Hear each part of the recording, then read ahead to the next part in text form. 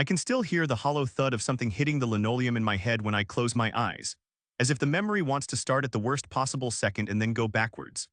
I remember thinking, in that slow, terrible half-second before everything went fuzzy, that no rule, no clipboard, no shiny little stamp of approval from a stranger behind a two-way mirror should ever be allowed to decide whether someone lives. That thought flashes like a neon sign now, but the morning it started was ordinary and small, like any other Tuesday where nothing felt urgent except the tiny buzz in my pocket. I was 17 and I had learned to make my body a ledger you could check. Carbs in, insulin on the pad, a glance at a number that told me whether the rest of the day would be steady or dangerous. I kept my glucose meter clipped to my waistband and a roll of glucose tablets in my backpack because my 504 plan said teachers had to let me manage my diabetes without drama. The faint buzz came from the meter like a polite cough, a reminder I trained myself to hear without making a scene. Our student teacher, Ms. Caldwell, had been orbiting the classroom for 3 weeks like someone carrying a mirror, nervous and bright-eyed, always saying variations of the same thing. Evaluation next week, people, protocol is everything. She used the word protocol like it was a shield and an explanation, smiling too tight whenever anyone asked a question. Class was decimals and quiet pencils and a hum of fluorescent lights that morning. I kept my hand near my pocket, counting the rhythm of the monitor like a secret metronome. Ms. Caldwell moved through the rows with a clipboard that seemed to weigh a ton in her arms, announcing rules she implied were ironclad. No leaving the classroom without sign-out, no unscheduled trips to the nurse, no interruptions for anything that didn't fit the schedule. She mentioned the inspector like a ghost who might appear suddenly, as if the possibility justified the tightness in her voice.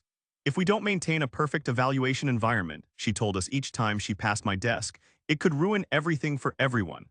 Her words sounded like an accusation against chaos itself, but there was a brittle edge to them that made the room feel more like a stage than a safe place. She liked rituals. She liked the exact phrasing of memos and the way students lined up for roll call. It was the kind of obsessiveness that can look like care at first: details, rules, insistence on consistency, until you notice what was underneath it, a deeper, panicked belief that a single misstep would mean she had failed. That belief made her quick to weaponize phrases like protocol and inspection anytime something unscripted tried to enter the room.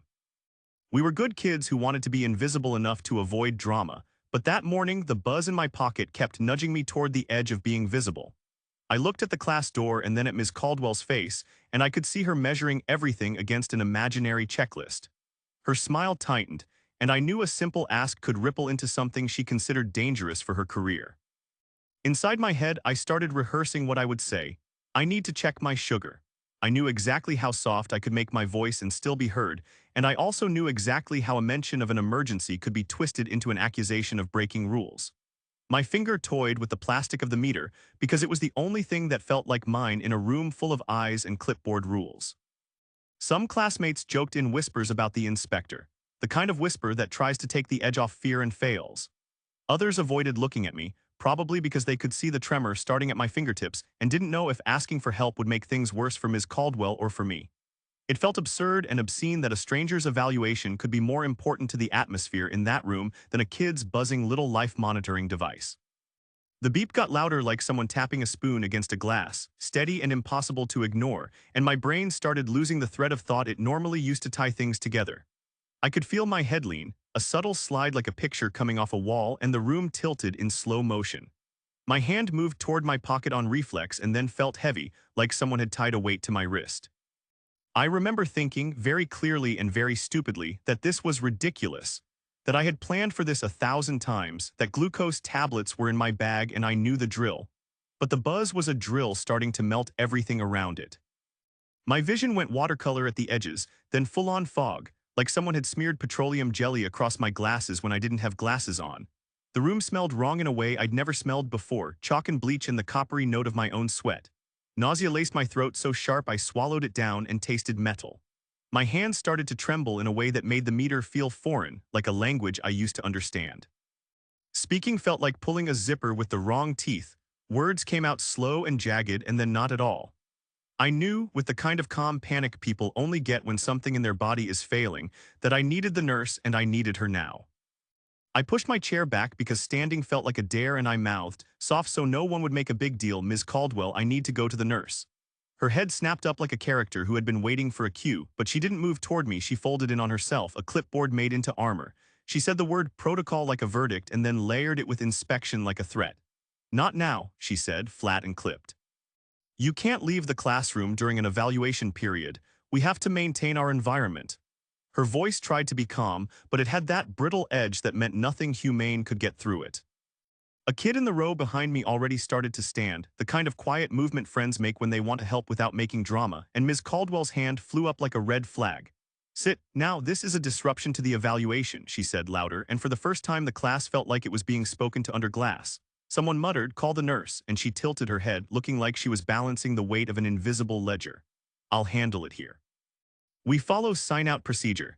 No one leaves without proper authorization. It was the first time I understood she believed forms were more important than a person in front of her trying not to pass out. I remember searching my backpack with hands that wouldn't do what I wanted, my fingers fumbling as if the stitches were wrong. The meter was in my pocket and it felt like a lifeline I couldn't hold onto. The number ticked in my mind like a countdown I couldn't read. I tried to explain, tried to string the words into a simple sentence that said, I am low, please help. But the sentence dried out halfway through my mouth. I saw a classmate slide a small granola bar across the desk toward me, an act so quiet it felt sacred, and Ms. Caldwell's eyes cut across the room like a razor. Put that back, she ordered, as if food was contraband and not a rescue. The room shrank to the rectangular space of the classroom, and the outside world felt farther away than any emergency could allow. As the seconds piled, my thinking became sticky and shallow. Thoughts arrived like visitors I couldn't understand because their accents were wrong. Numbers blurred, faces softened, and the electrical hum of the lights felt like a roar. Ms. Caldwell kept talking about impression and decorum and the inspector's possible reactions, stacking words into a wall between me and help. I remember feeling a hot, ridiculous anger, a tight, hot thing in my chest, because here I was in a building full of adults who were supposed to keep kids safe, and one of them was choosing a clipboard over a human instinct to help. By the time the edges of everything were starting to fray, her posture had hardened into something final, clipboard clutched against her like proof and punishment both, and she told the class in a voice that left no room for argument, we will not be having medical disruptions during an evaluation. Sit down and continue working. The sentence landed like a command from another country, and the classroom obeyed. I was trying to hold on to the small, private fact that I was scared, that my body was failing and needed sugar, while she measured our lives against some imaginary checklist that had nothing to do with me. The first real cruelty came with a movement so small it almost looked polite until it wasn't, like a smile that cuts. I remember the cold snap of air when Ms. Caldwell stepped closer, and the way her clipboard angled between us like a shield. I had a small sensor stuck to the inside of my arm from the night before, something most of my friends didn't notice and I didn't think about until it started to buzz louder. When I said, voice thin and shaking, please, I need sugar, she reached out and ripped that sensor from my skin as if she were taking a sticker off a soda bottle. The pain was sharp and immediate, but what hurt more was the way she held it up to the class like a talisman and said, if this is real, prove it. Her face was calm and the room filled with the sound of people pretending not to hear me. She demanded proof the way someone asks for a receipt. She wanted a number and she wanted it now. My hands fumbled for the meter in my pocket that had been my quiet lifeline for years, but she grabbed that too, fingers like clamps. Let me see your reading, she said, voice flat, and when the meter showed a number low enough to be obvious, she scoffed as if numbers could be performance art. A classmate silently slid a granola bar toward me, and she snatched it up with a look that said she was teaching us all a lesson. With a slow, theatrical motion, she crushed the bar in her fist right in front of me and tossed the wrapper on the floor, like stomping out an act of disobedience. The little wrapper crumpled under her heel, and it felt like someone pressing down on my chest. Phones never worked great on the fourth floor, but that day every call dropped like a bad radio signal and every text timed out in the air. I tried to call the nurse and the line died. A classmate tried to pull up the school emergency number and the page refused to load. Ms. Caldwell noticed the failing reception and smiled the way you smile when everything bends to your plan. A security guard came by later, the kind with tired eyes who usually nods politely and keeps walking, and when he saw her holding the meter and my sensor, he hesitated. I remember his shoulders go tight and the way he looked like he was choosing the easier path. She leaned in and used phrases like inspection and maintaining the environment until he stepped back, apologizing to her more than asking what was wrong with me. The guard's walk away felt like a line being drawn on the floor, adults who would risk confrontation and adults who would not. Around me, the class turned into a field of small, scared gestures. Some kids whispered my name and stopped when she snapped at them. Others sat frozen like they were waiting for instructions from a general. I could feel the air compressing, every breath harder to pull in, and my thoughts were honeyed and slow. The lesson that was supposed to be decimals felt lunatic now, because the woman who was supposed to teach us had made the rules a weapon and turned a room into a cage. She had taken my tools, destroyed my snack, and used a device that should have helped me as a prop to humiliate me. I watched the crushed wrapper on the floor like it was proof that someone had crushed more than food that afternoon, that someone had decided rules mattered more than a kid with a buzzing arm. Time started losing its shape like wet paper folding into itself, and the buzzy light in my head turned into a drumbeat that matched my breath until I couldn't tell which was leading. My tongue swelled in my mouth like someone had shoved a pillow in my throat, every swallow scraped. My lips went numb and then edged blue, and I could feel it when my words slurred into something soft and wrong, like I was trying to speak through cotton. Each syllable left me slower than the last, and thinking felt like stirring cold pudding. Every move required effort I didn't have. I kept telling myself to breathe and to count, and to make the world stay in order long enough for someone to do what needed doing, but the order unspooled under my fingers. I remember looking at the clock on the wall like it was a vicious joke, the second hand humming and then leaping forward as if it had no idea I was falling apart. My hands, which had always been good at the small math of my life, measuring carbs, dialing doses, grew clumsy and foreign. I reached for the waistband where the meter used to live and my fingers met the empty place, and that space felt like a cliff. A classmate Jorge tried to stand up and move toward me, his face a tight map of fear and anger. Ms. Caldwell saw him and lashed out before he could help, her voice sharp and small at the same time. "Sit down now. I won't have you ruining this class," she snapped, and the command landed like a boot on the floor of a room that was shrinking around me. Someone whispered, "Call 911, but the words barely made it out of their mouths before she cut them off with a look that could freeze lakes. She spoke my name like an accusation and then said, "If you disrupt my evaluation, I'll have to report it. We all have to follow sign-out procedures." Her threats sounded like policy read aloud in a graveyard, and they worked. The kids froze the way people do when a gun is out and nobody wants to be next.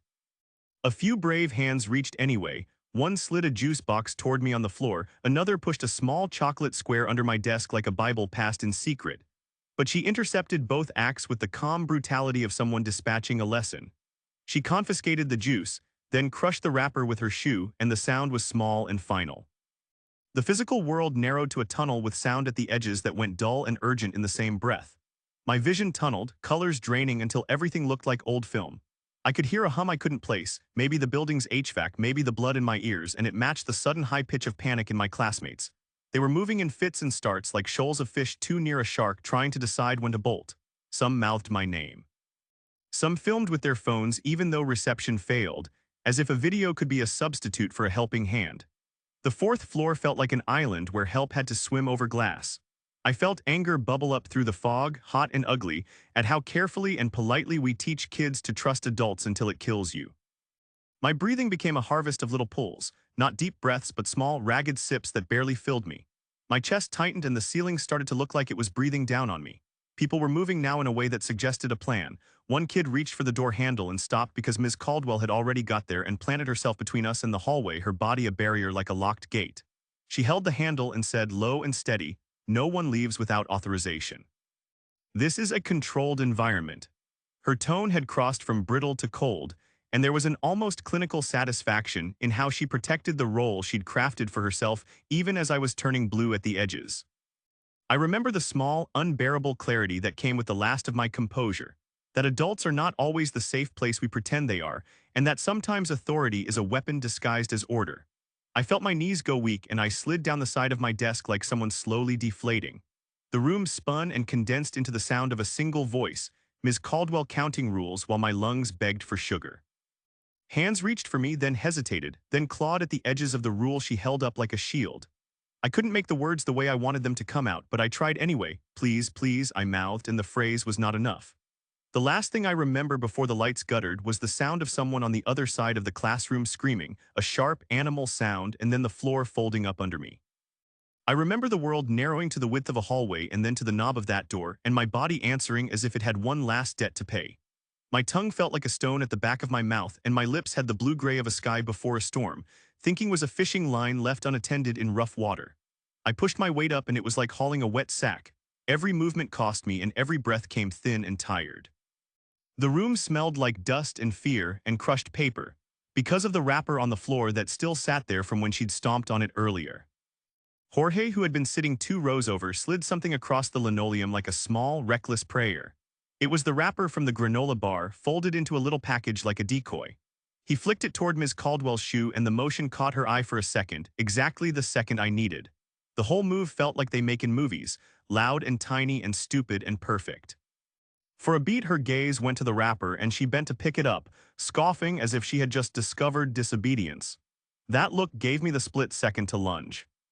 I grabbed at the door handle with hands that were not entirely mine anymore, fingers sliding because I couldn't feel them properly, and Ms. Caldwell planted herself like a statue between me and the exit. Her arm was firm and cold, and she said something about protocol again, but it was softer now. A person who was surprised she had to be cruel for real. The security guard stood in the doorway a few feet away, the same guard who earlier had looked like he wanted to help but had chosen to step back instead. This time another adult came closer and said, "Step aside," quietly, and the guard looked at Ms. Caldwell like he was choosing which side of a fence to be on. She leaned in and used those words, inspection, consequences, low and threatening, and he turned away as if the back of his badge meant more than the front. I remember that moment of moral clarity that comes like a slap where your fear had been. I thought, I am not going to die because someone is afraid of a paper score. My body moved with an ugly, hot sort of energy that was part panic and part something older, the animal will to stay alive. I pushed against her shoulder because I needed the air, and she tightened her grip. Her expression changed like cloud cover shifting, surprise, then a flash of anger, then something like panic. We were 5 hands and a body and rules and the clock, and for once rules did not matter because the math was simple. If I didn't get out, I might not get back in. We crashed. It was not neat. My shoulder bumped the edge of the door frame as she braced, and she lost footing. She fell backward, one arm flailing, and hit the corner of a desk hard enough to make everyone in the room gasp. She cried out, a sound that was less triumph and more shock, and clutched her wrist like she had hurt something important. I wasn't aiming to hurt her. Hurting her was not the point. The point was a narrow slice of air and the hallway beyond it. Her hand loosened, the handle turned, and the door swung open like mercy. For one terrible second, the teacher and I were both on separate sides of a line none of us had agreed to make. Kids screamed, and someone finally dialed the nurse, while another person was already calling 911 because once the door was ajar, people did what they were supposed to do. The security guard who had turned away came back, face pale, and suddenly remembered how to be human. He moved toward me first, fumbling for calm and apologies. Ms. Caldwell sat there on the floor, holding her wrist and staring like she couldn't recognize herself in her own actions. I should say I felt triumph or shame or both at once, but what I mostly felt was a raw, empty relief. The hallway smelled like fresh air and escape, and I tasted it like salvation. Afterwards there were questions and the smell of antiseptic and sirens threading the building. I got sugar and oxygen, and a nurse who didn't read me policy at all, only looked at my face and did what was needed. Later, lawyers and investigators used phones and footage and wrapper scraps to make neat patterns out of the chaos. But in that second, the only thing that mattered was that the door opened and I could breathe. I still wake up with my hand on the knob sometimes, like a reflex, and I still think about how many adults chose their paperwork over human breath. That image sits in me like an accusation and a lesson. If systems are set up so rules matter more than life, those systems need to be broken and rebuilt, and I was not going to be the cost of keeping them whole. The ride to the hospital was a blur of blue lights and that thin smell you get when panic meets plastic, and I remember thinking in fragments how weird it was that a life-or-death run could look like a movie. Paramedics worked on me in the back of the ambulance like they were reading from a script written for keeping people alive. Oxygen on my face, a line in my arm, glucose pushed slowly through a port, while one of them read numbers off into a notebook. My mouth tasted like pennies and sugar, and I knew we were somewhere between a miracle and a deadline because the meter that mattered had been taken from me at school. At intake, the nurse looked at my chart and then at my wrist sensor and said, "Flat, we need a blood glucose now." The fingerstick came back with a number so low it made the tech's face go blank, 28 milligrams per deciliter, and someone said the number out loud like you say a code that means emergency. They gave me IV dextrose and later an injection of glucagon because my body had stopped doing what it needed to do. An EKG beeped in the corner and I felt like a radio being tuned back into life. The hospital notes now read like a ledger of what almost happened: time of arrival, time of treatment, the readings, and the medications. Those entries later became part of the official trail. Even with my head full of fog, the thought of evidence was sharp and quick in my mind because I knew what adults could do to stories if left to their own devices. While they put an IV in my arm, Jorge sat on my bed with his phone open and started forwarding everything he had filmed, clips of the room, Ms. Caldwell's voice saying protocol, the crushed granola wrapper sliding on the floor. Another friend pulled the tape off my sensor and took close-up photos of the torn adhesive and the blood on the edges. We texted everything to one phone so files wouldn't vanish if a phone died. In the air between breath and action, we made sure there would be a record that couldn't be turned into a neat excuse. Paramedics filled out a run report with timestamps and signatures, and the nurse in the ER copied their numbers into my chart. She printed a paper copy of my blood glucose readings and attached it to the intake paperwork before sliding the folder across the counter to the social worker. I watched them do it like a jury being impaneled. Names, times, readings, actions taken. I asked for copies, hoarse but insistent, and they handed me a stack of forms because they said in the hospital you have the right to your records. The forms felt heavy in my hands, a weight of truth I hadn't known how to hold before that morning. When I could speak, I recorded my own voice on a friend's phone, a shaky narration of what I remembered, what she said, how she refused to let me go, how she crushed the bar and sent it to a pile of classmates and to my mother. We collected screenshots of messages some kids had sent to each other during the event with timestamps. The call 911 drafts, the failed calls to the nurse, the photos of the crushed meter that suddenly looked like proof instead of gossip. Someone had the foresight to pull surveillance footage request forms off the school's website and email them to the principal and the district security office while I was still getting my IV flushed. That email had a timestamp too. Back at my house later that night, I stared at the photo of the meter, its screen cracked, the sensor adhesive ragged and bruised, and felt a cold clarity. Institutions will try to protect themselves first. People have to protect the truth. We kept the crushed granola wrapper in a plastic bag and took photos of it like evidence because it had been part of my rescue. We saved the teacher's messages that mentioned an inspector and protocol, and we saved the nurse's note that simply said BG28mg/DL, IVD50 administered. Those simple, ugly items became the bones of a case: audio, photos, timestamps, medical readings, and the screen-grab trail of messages that showed how the day unfolded. They were messy, human things, but they were proof, and proof was the only thing that promised anything close to justice. It felt strange to be awake in the aftermath and have my brain flip from panic to paperwork like it was a survival skill, but that's what happened. Terror gave way to organizing proof because adults would need proof to believe me. My friends and I moved fast, like people who know the moment you let time sit it gets polished into a different story. We gathered the small, ugly things first. The crushed granola wrapper in a plastic bag, the photos of it flattened under her shoe, the close-ups of my torn sensor adhesive, and kept them like relics that would not let anyone tidy the truth into silence. We pulled chat logs and screenshots from classmates who had been in the room, and the timestamps read like a timeline that refused to be argued with. A string of messages at 9:07 about my hand shaking, a failed call to the nurse at 9:09, somebody texting call 911 at 9:11. Those chats were messy and full of fragments. A string of surprised emojis, a shaky voice memo, but the time codes were sharp and clear, proving when things started and how long they dragged on. People had the habit of saving everything in their phones now, and that habit turned out to be luck. What had been nervous whispering in the room became a mapped trail you could follow. I asked the school for badge access logs because someone told me that the fourth-floor readers recorded every failed attempt, and the logs arrived with a cold efficiency that made my stomach drop. They showed a flurry of denied access attempts at 9:10 and 9:12, exactly when my friends and I were trying to get out or call for help. The logs had names and little codes. Denied entry, badge disabled, access revoked. That kind of bureaucratic detail is the opposite of poetic, but it said something brutal. Someone had made sure the doors wouldn't open. Those entries were time-stamped and tied to an account that, on paper, belonged to the classroom, an ugly breadcrumb trail. We also got a statement from the security guard who had been on duty that morning and had, for a time, walked away. It was not a grand confession. It was a tired man's record of what happened. He wrote about how Ms. Caldwell cornered him and used the words inspection and evaluation in a tone that made him fear for his job. He said she threatened consequences if he intervened, suggesting that her version of events would be believed and that he would be the one on the line. Reading his words made my anger curdle into something colder. Scared people make heaping apologies to systems that threaten them, and I saw how easily the adults who were supposed to protect us could be cowed.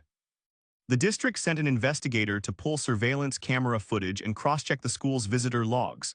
When the tape came back, there was a quiet, small victory. No state inspector ever entered our building that day.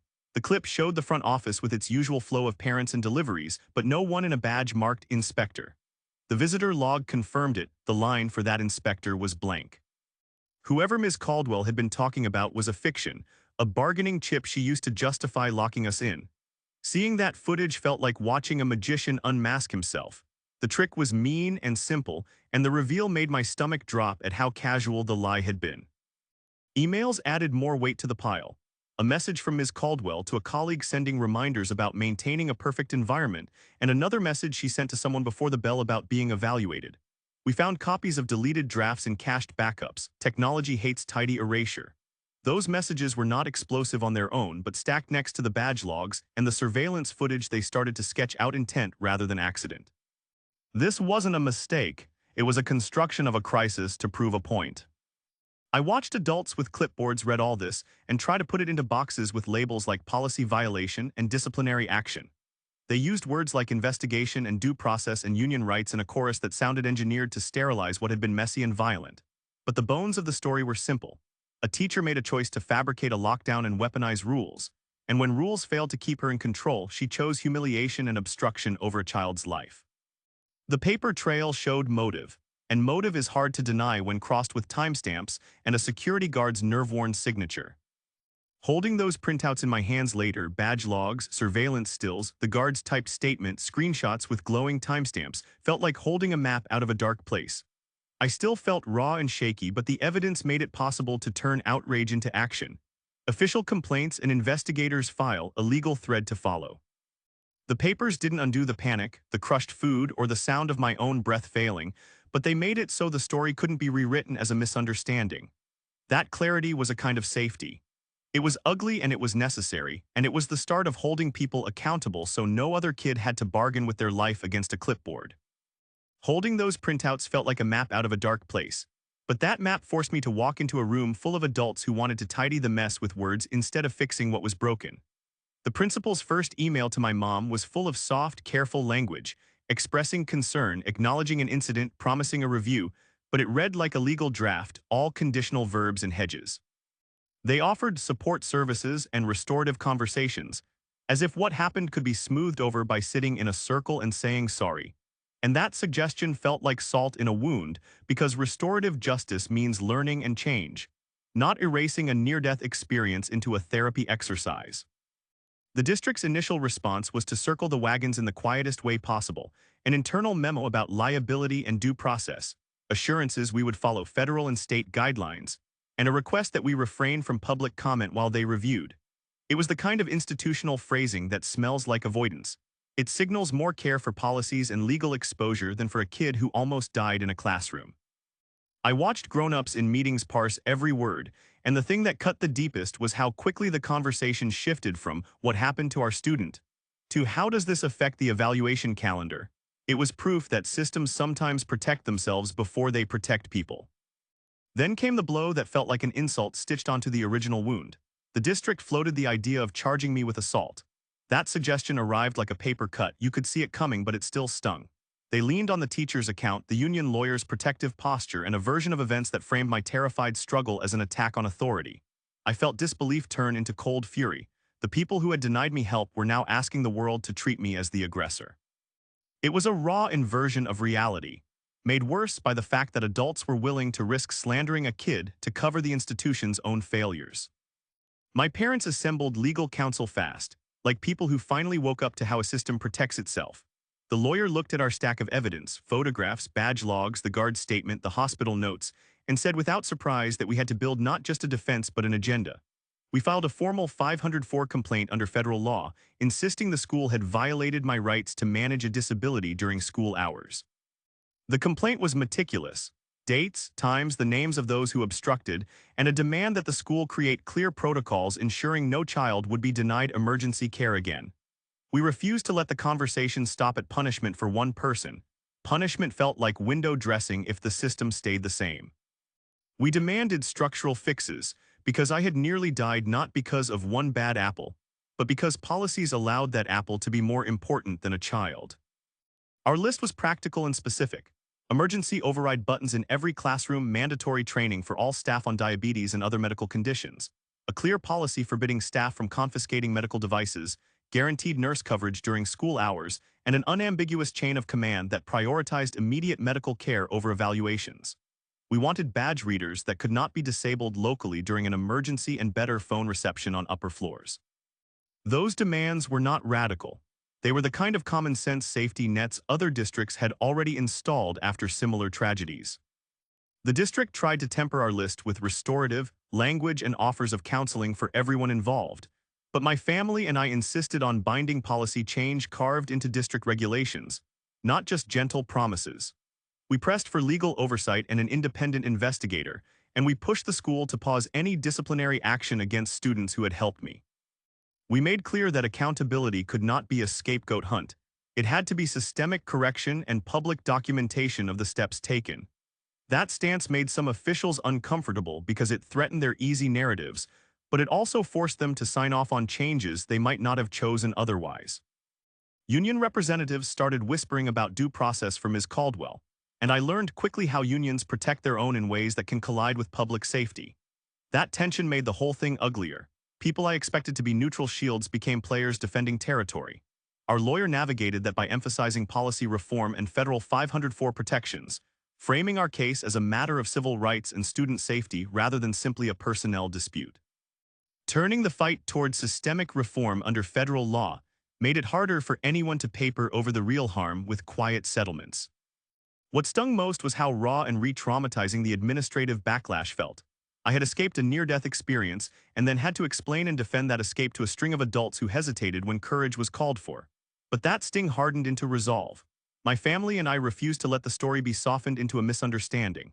We wanted rules changed so other kids would not have to negotiate for oxygen while someone checks a clipboard.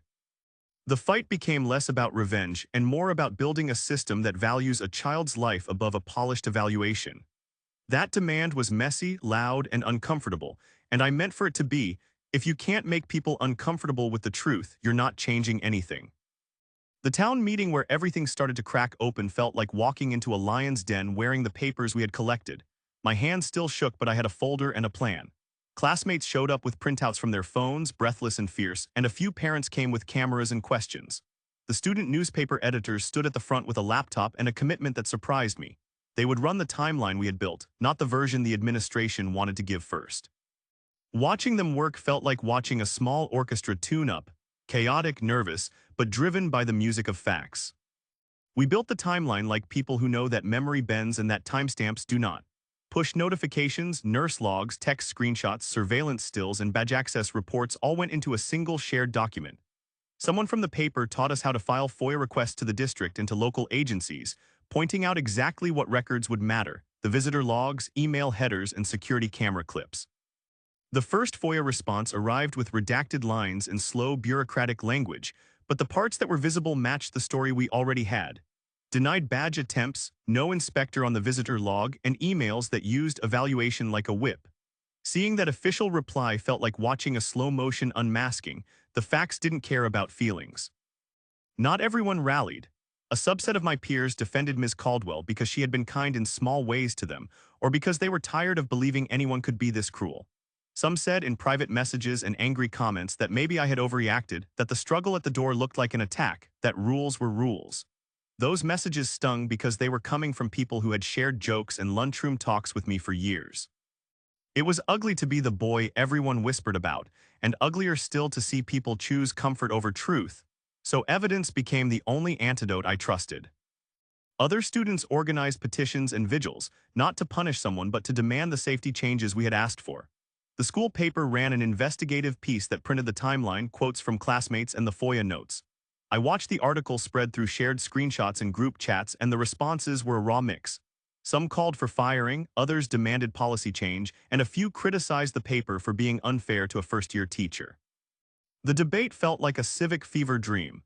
Adults lectured about due process, while teenagers tried to make sure there would be a next birthday for anyone with diabetes. Public smears arrived like a cold wind. Anonymous posts accused me of instigating violence, and a local blog ran a headline asking if the district was punishing a young teacher for trying to protect classroom order. It hurt in a way that was separate from physical pain. Words can bruise the same muscle. I responded by doing the only thing that calmed me. I kept publishing facts. I posted timestamps, hospital records, and an audio clip of Ms. Caldwell refusing to let me leave. I refuse to trade fury for fiction. Facts are boring in a punchy headline, but they are hard to deny at a board meeting. We held a community panel with the paper's editors, the security guard who had written a statement, and parents who had filed FOIA requests. People brought printed copies of the shared witness document and circled entries, arguing gently until the room smelled like coffee and real work. The guard spoke in a voice that trembled but was honest. He admitted he had been intimidated and that his hesitation had consequences. Hearing an adult say that in public felt like a small victory for courage, because it made the human cost clear instead of abstract. Organizing was messy, emotional work, and I learned that truth is not a single shining thing, but a messy pile of documents and brave faces willing to say what they saw. Some friends who had defended the teacher apologized privately after seeing video clips, and that was hard to accept because apologies don't fix panic. Still, the shared document grew. More witnesses added notes, timestamps, and a few new angles we had missed, which made it impossible for officials to collapse the story into a neat, harmless mistake. The paper trail and the people who stood with it forced the conversation to go beyond revenge and into real repair. Sitting in that cramped hearing room felt like being a small voice in a place built to make small voices speak slowly and politely until they disappear. But I had the stack of evidence and a kind of furious clarity that kept me steady. The 504 hearing was formal and blunt. My lawyer read the timeline while I listened to adults trade legal phrases that meant my life had been negotiated for someone's career comfort. I watched the investigator from the district flip through surveillance stills and badge logs, and then read aloud the nurse's report that said BG28MG/DL and listed the treatments I received. Those numbers landed in the room like facts that couldn't be argued away by polished words. I kept thinking about how close I had been to slipping beyond reach, and how absurd it was that I had to prove near death with timestamps and wrapper scraps. The district investigation was exhaustive in a way that felt both comforting and exhausting. They interviewed students, staff, and the security team, and they pulled emails and deleted drafts from servers like detectives finding fingerprints. The final report was clinical but damning. It listed multiple protocol violations: confiscation and destruction of medical equipment, intentional disabling of badge access, blocking of emergency exit, and a refusal to follow my 504 plan. It said the teacher had used the inspection fiction to justify actions that directly endangered a student. Reading that sentence was a kind of bitter justice, simple words that finally named what had felt obvious to me in the blue dark of the ambulance. Union reps arrived with their binders full of procedural defenses, and watching them pivot into protection mode felt like watching a play I didn't want to be in. They argued for due process and for the teacher's right to representation, and they pointed to her stress and inexperience as mitigating factors. Those defenses are part of how unions work, and I understand that in principle, but the way it was used felt like an institutional shell game. Protect the employee, deflect responsibility, and hope the outrage peters out. I kept thinking that due process should not mean putting a kid back in harm's way while paper shuffles are completed. Still, the hearing was not about vengeance. It became about whether the school would change or merely shuffle people around. The outcome landed somewhere in the middle of relief and skepticism. Ms. Caldwell was reassigned away from direct student contact pending further action through union procedures, which meant she would not be in a classroom with kids while the district rewrote the rules. That reassignment was not forgiveness. It was a pause that kept other students safe while the larger system adjusted.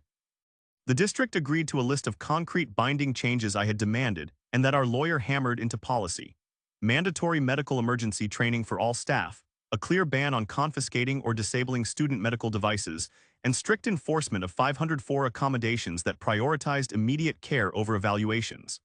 Those changes were written into district policy so they could not be shrugged off as suggestions.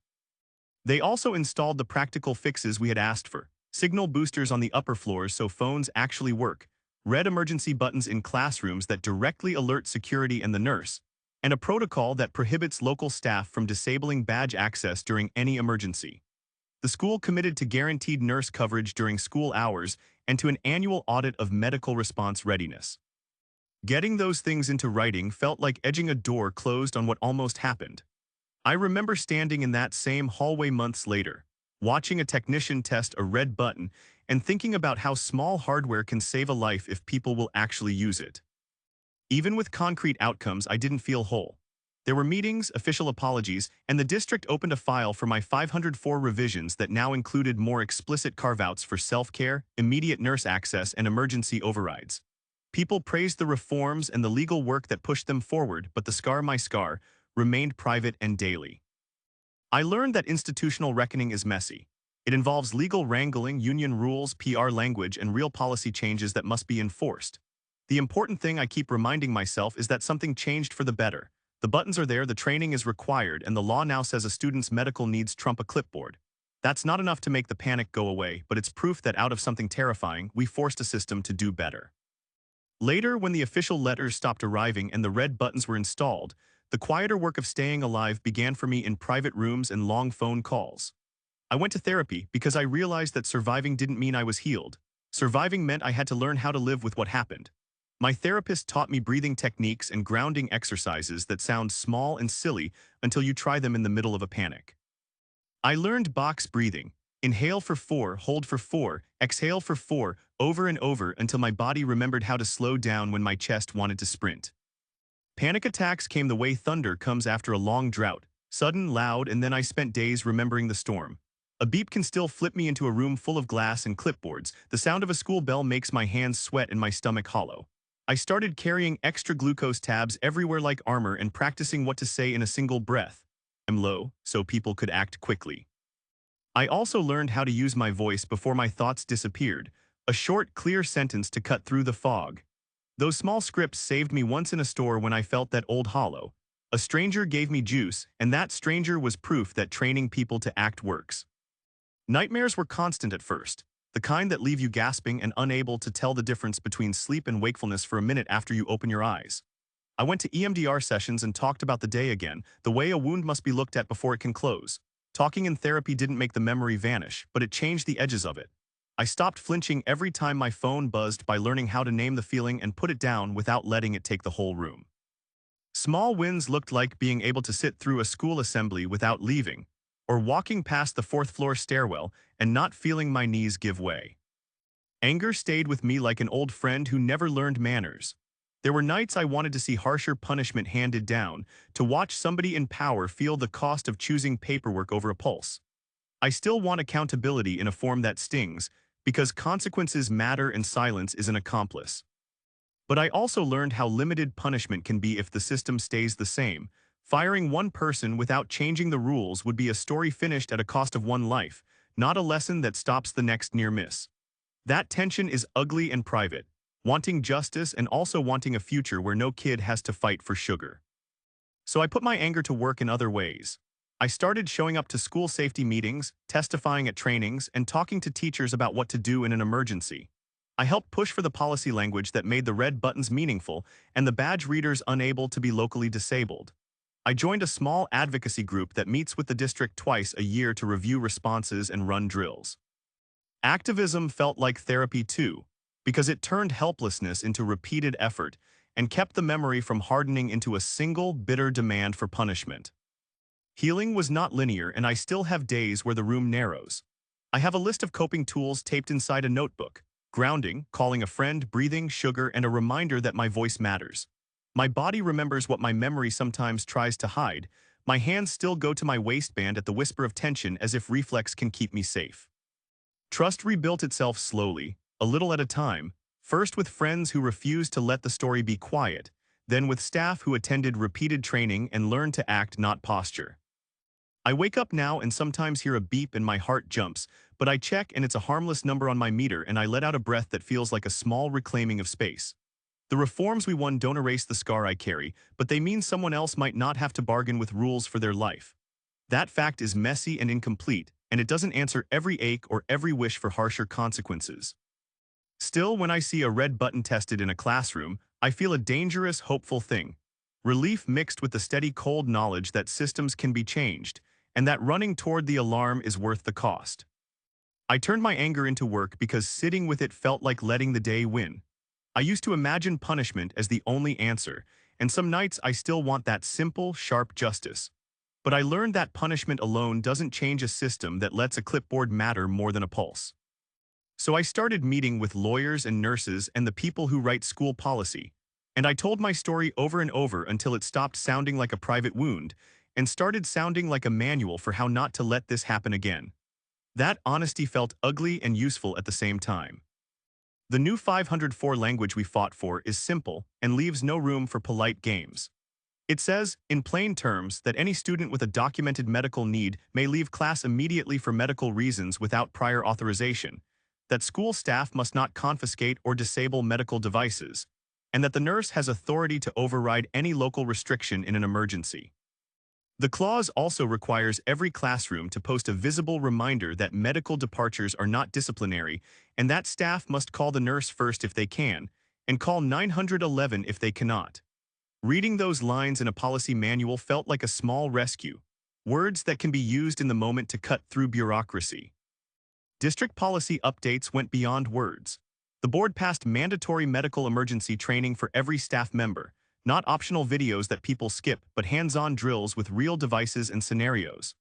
They installed signal boosters and the red emergency buttons in classrooms we asked for, and they hard-coded badge readers so no one can locally disable access during an emergency.